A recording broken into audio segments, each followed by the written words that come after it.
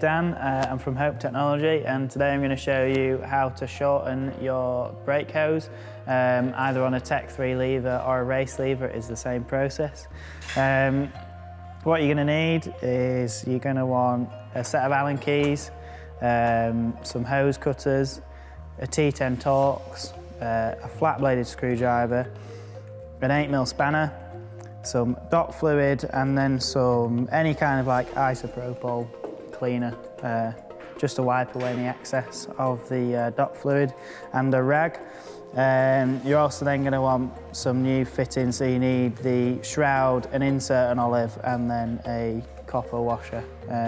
Whilst doing anything with dot fluid, working on brakes, it's good practice to wear gloves. It's not the nicest stuff to have on your skin. So yeah, make sure you've got some gloves and you've got some cleaner as well. First things first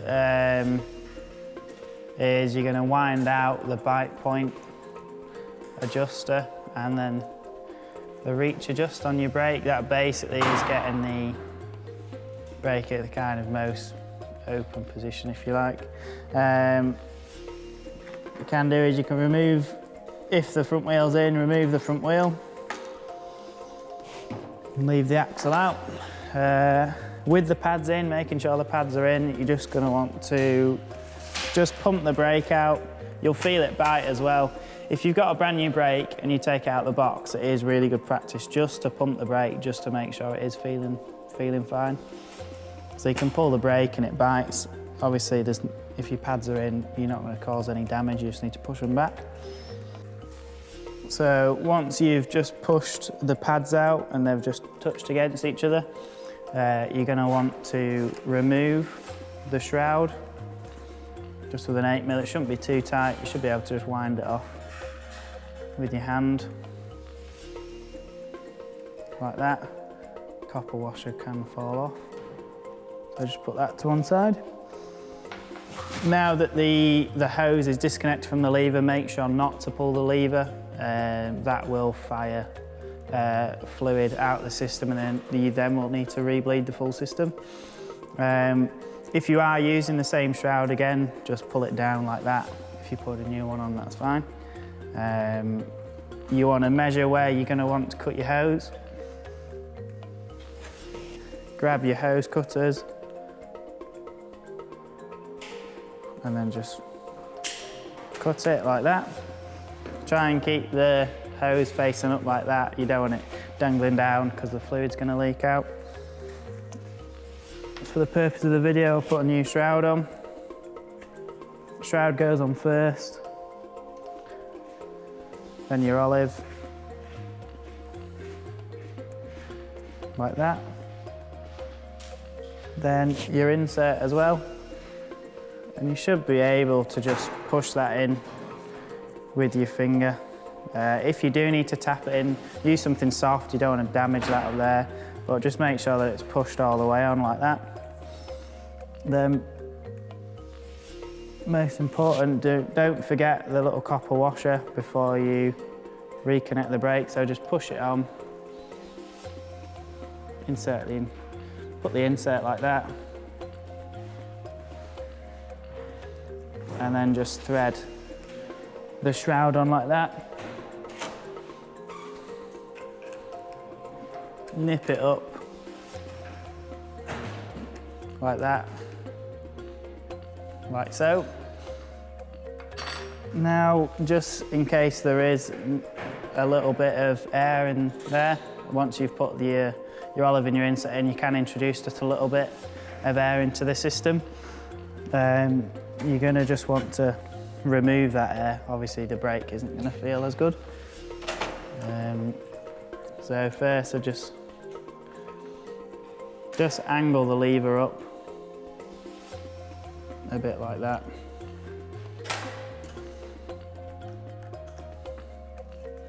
Using your T10 Torx, you're going to want to just loosen the top two bolts like that. They shouldn't be overly tight.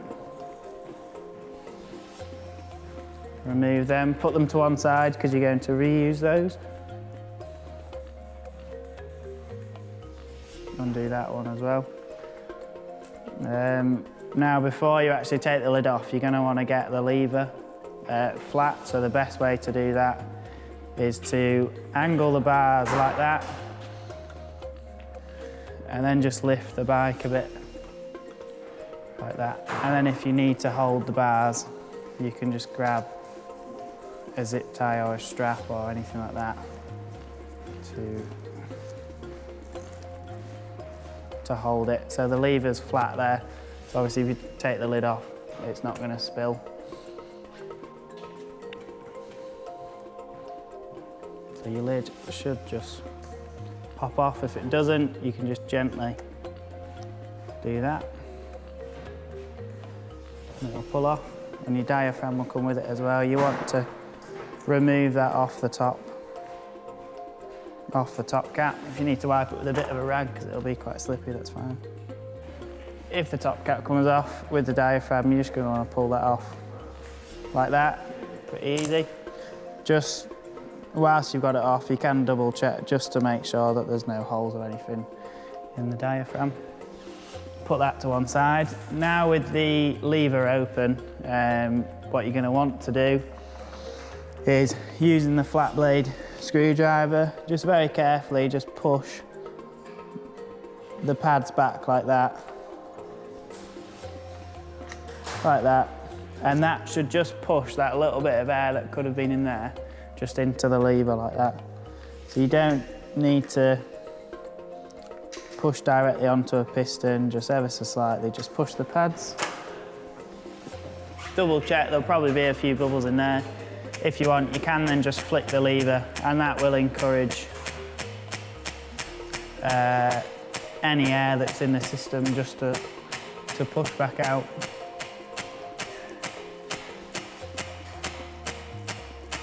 And then if there's no air coming up, the top cap's ready to go back on. So just before you do put the top cap on, just make sure the pistons are pushed all the way back. Just do that. If you then do need to put a bit of fluid in the top cap, just top it up with your rag just underneath, because this will obviously pour out. If you get your diaphragm, just place it in like that, and then just kind of let it roll on to the brake like that. And there will be a little bit of spillage, there's no way around it really. Obviously you want to make sure you're getting the most amount of fluid in the system as you can. So just roll it on like that. Make sure it's not spilt all over the shifter. Place the top cap on like that. And then reinsert the T10 screws like that. They don't need to be tight, like super tight. You don't want to over taut them. So just nip them up like that. If there is then any excess fluid, just with your spray, just wipe that off. Once you're happy with the lever, it's got a good feel to it, you can reinsert your wheel, making sure that the brake is set up and it's central, work the pistons a bit, and then it's ready to go.